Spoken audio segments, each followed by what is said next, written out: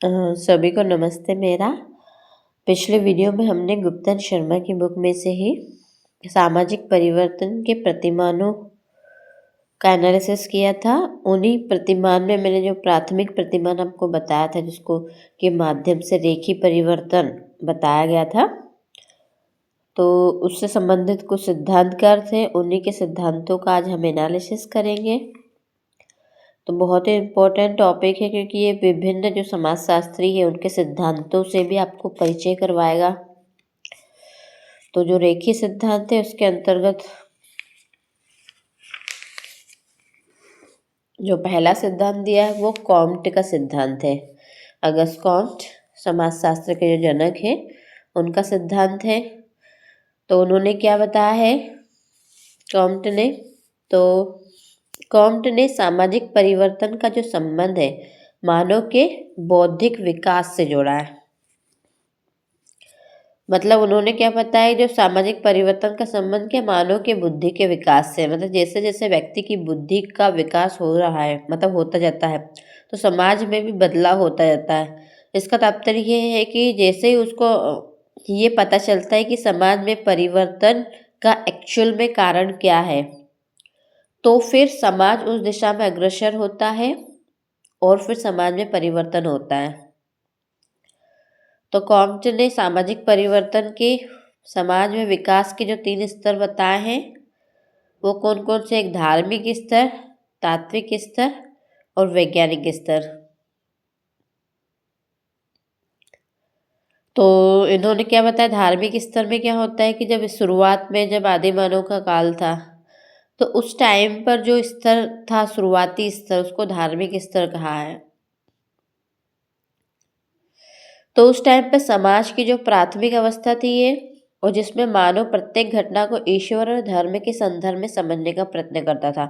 मतलब अगर कोई भी घटना उस टाइम घटित होती थे, तो वो क्या मानता था, इसके पीछे कोई ना कोई शक्ति है, कोई ना कोई ईश्वर है उस घटना को घटित कर रही है। जैसे कि वायु का चलना, तो ये कोई ना कोई ईश्वर है, जैसे वायु चल रही है। दिन रात होना, इसके भी पीछे कोई ईश्वर का ही हाथ है। तो ऐसे बारिश होना, तो इसके पीछे भी कोई ईश्वर का हाथ है। तो ये सब सारी घटनाएं घटित होती थी। तो उस घटना के उस टाइम नियंत्रण के लिए वह धीरे धीरे फिर पूजा पाठ जैसी पद्धतियों को अपनाने लगा।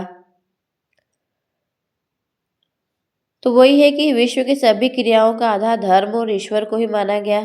फिर उस समय अलग अलग स्थानों पर धर्म के विभिन्न स्वरूप थे। मतलब इन द सेंस अगर हम देखा जाए, तो ये जो धार्मिक स्तर है ये भी 3 भागों में डिवाइड था। मतलब इन्होंने अगस्त कॉम्टे ने 3 भागों में इसको डिवाइड किया है। तो हम इसको ऐसे समझ लेते हैं, जैसे इनका जो सिद्धांत है कॉम्ट का, तो इनमें जो धार्मिक स्तर है, स्टार्टिंग में क्या जीववाद और प्रकृति पूजा स्तर आया। मतलब व्यक्ति को ये लगा कि इसके पीछे कोई ना कोई प्राकृतिक शक्ति है जो घटना को घटित कर रही है ना। तो वो प्रकृति की पूजा करने लगा, जिसमें वो कुछ पत्थरों को भी पूजा करने लगा, उसमें जीव मान करके कि अगर हम इनकी पूजा करेंगे तो ये घटना नियंत्रित हो सकती है। या किसी घटना को लाने के लिए भी, जैसे बारिश है, उसको लाने के लिए भी पत्थरों की पूजा होने लग गई, कुछ पेड़ पौधों की पूजा होने लग गई। तो इसको क्या जीववाद और प्रकृति पूजा वाला स्तर कहा गया। फिर जैसे ही व्यक्ति की बुद्धि का जो विकास हुआ, तो बहुदेववाद स्तर आ गया। बहुदेववाद स्तर का मतलब ये है कि जब उसने फिर इन जो पत्थर थे या जिस भी उन्होंने स्थिति में अलौकिक शक्ति की विवेचना की थी, उसको एक नाम दे दिया। जैसे उन्होंने बारिश हुई तो उसके लिए इंद्रदेव नाम दे दिया, अग्नि देवता नाम दे दिया अग्नि प्रज्वलित होने पर। तो फिर क्या बहुदेववाद वाला स्तर आ गया। विभिन्न देवताओं की पूजा होने लगी उस चीज को नियंत्रित करने के लिए। वो जो भी घटना घटित होती, जैसे बारिश को नियंत्रित करने या बारिश को लाने के लिए इंद्र देवता की पूजा होने लग गई, अग्नि के लिए अग्नि देवता की पूजा होने लग गई। तो ऐसे बहुत सारे देवता आ गए, फिर उसको बहुदेववाद स्तर कहा। फिर जैसे व्यक्ति की बुद्धि का विकास हुआ, और तो उसे लगा कि नहीं, विभिन्न देवता नहीं है, ये तो जो जो भी समाज में घटनाएं घटित हो रही है उसके पीछे कोई ना कोई एक शक्ति है, कोई ना कोई एक ही शक्ति है। तो फिर एकेश्वरवाद स्तर आया। तो फिर एक ही देवता की पूजा होने लगी विभिन्न घटनाओं को नियंत्रित करने के लिए या विभिन्न घटनाओं के संचालन के लिए। जैसे अगर हम जर्मनी की हम बात करें तो जर्मनी में भी बहुदेववाद था, जिसमें बहुत सारे देवता थे। फिर बाद में वही वहाँ पर ईसाई धर्म आया, तो फिर ईसा मसीह को मानने लगे, एक ही देवता को। तो ये धार्मिक स्तर में क्या है, 3 प्रकार के स्तर थे। जीववाद या प्रकृति पूजा स्तर आई, फिर बहुदेववाद स्तर, फिर एकेश्वरवाद स्तर, ठीक है ना। तो ये धार्मिक स्तर था। फिर जैसे व्यक्ति की बुद्धि का और विकास हुआ, थोड़ी उसमें तार्किक विवेचना आई, क्योंकि व्यक्ति को लगा कि ईश्वर जैसे कोई शक्ति शायद है ही नहीं, क्योंकि उस टाइम दिखाई नहीं दे रही थी वो ईश्वर जैसी शक्ति। तो फिर क्या, जहाँ पर क्या साकार रूप भी को भी एनालिसिस के मतलब साकार रूप को भी मतलब महसूस किया जाने लगा कि कोई मतलब कोई ईश्वर है, उसका ये रूप है वगैरह, साकार रूप को भी महसूस किया जाने लगा। फिर जैसे ही धार्मिक स्तर के बाद फिर आया तात्विक स्तर। तो यहाँ पर क्या हुआ, किस टाइम पे व्यक्ति की बुद्धि का और विकास हुआ और उसने सोचा कि नहीं, कोई अमूर्त शक्ति जरूर है जो सामाजिक घटनाओं को संचालित कर रही है, पर वो कोई साकार रूप में नहीं, निराकार रूप में है।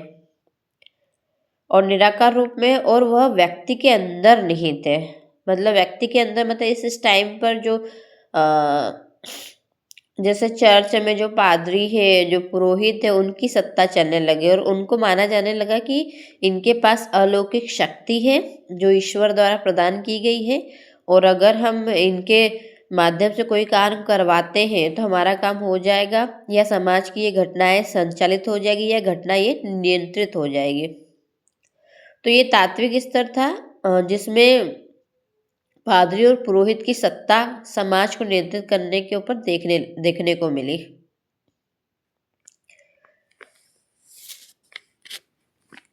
तो ये तात्विक स्तर है। फिर धीरे धीरे फिर मनुष्य की बुद्धि का और विकास हुआ, जिसमें शिक्षा व्यवस्था वगैरह सब जुड़ गई। तो उससे क्या हुआ कि वैज्ञानिक स्तर सामने आया, जो आज का स्तर है। तो आज क्या होता है कि या उस टाइम पर भी 17वीं से 18वीं शताब्दी के बाद से फिर ये माना जाने लगा कि नहीं, समाज में अगर कोई घटना घटित हो रही है तो उसके पीछे कोई ना कोई क्या कारण निहित है, और वो कारण साइंटिफिक है, मतलब वैज्ञानिक कारण है, और उस कारण की क्या खोज भी की जा सकती है। अभी तक जो हमने देखा है इसमें कि सामाजिक घटनाएं घटित होती तो उसके पीछे कोई अलौकिक शक्ति है, तो उस अलौकिक शक्ति को ढूंढा नहीं जा सकता था, और न ही ढूंढा गया था, न ही उनको मिली थी वो शक्ति। मगर जहाँ पर ये सोचा जाने लगे अगर समाज में कोई घटना घटित हो रही है तो उसके पीछे कोई ना कोई नियम है, कोई ना कोई कारण है। जैसे अगर बारिश हो रही है तो उसके पीछे क्या कारण है कि गर्मियों में संघनन की क्रिया होती है, तो समुद्र या नदियों या तालाबों का पानी ऊपर जाता है, और फिर जून के माह में बारिश होती है। तो वो कारण है बारिश के पीछे। ऐसी ही अगर कोई घटनाएं घटित होती है, अग्नि प्रज्वलित होती है, तो क्यों होती है, तो तत्वों के घर्षण के कारण अग्नि प्रज्वलित होती है।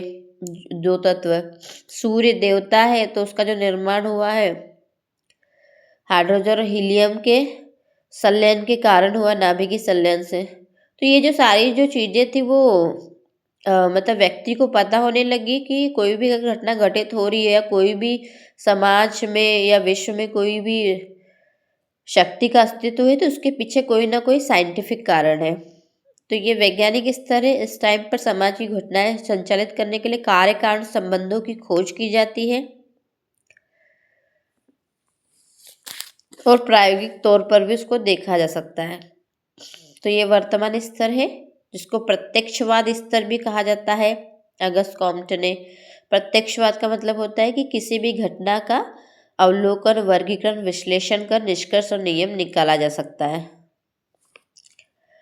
तो ये अगस्त कॉम्टे द्वारा सामाजिक परिवर्तन का सिद्धांत है, जिसको प्रगति का त्रिस्तरीय नियम भी बोलते हैं, और चिंतन का त्रिस्तरीय नियम भी कहते हैं। चिंतन का इसलिए क्योंकि इसमें हर स्तर पर जो व्यक्ति है उसकी बुद्धि ने चिंतन किया है और समाज के बदलाव के कारण का एनालिसिस किया है।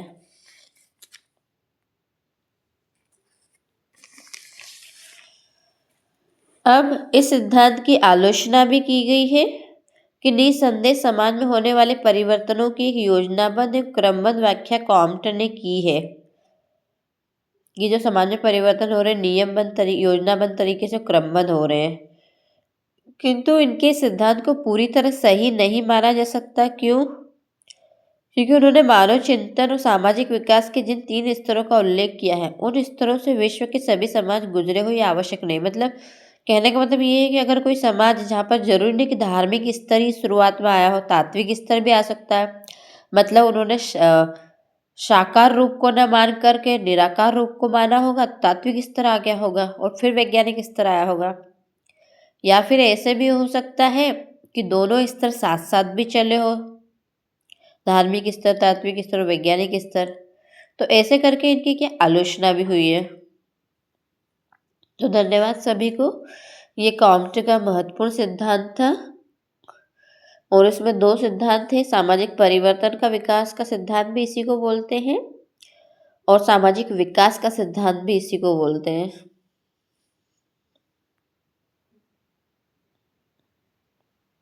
धन्यवाद सभी को।